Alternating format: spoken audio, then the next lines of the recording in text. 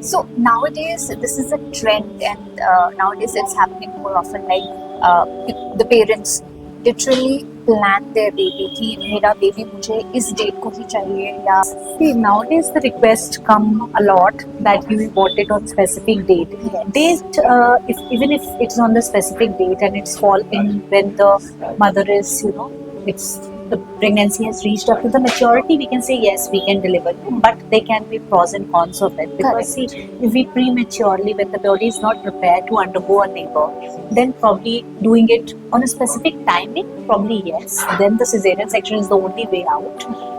And then we have to explain the pros and cons of a surgical procedure than a normal delivery process. But yes, if you come into labor naturally is always a benefit than be inducing labor because then the failure chances of not landing up with normal delivery increases because the body is not yet Correct. prepared for it. So in the end, we always try to counsel unless and until it's the safety of the baby is okay to deliver at that time. It is a morning times when the baby is mature, when it is safe for the mother. I have not delivered anyone like who has insisted on a premature delivery just to stick to the timing.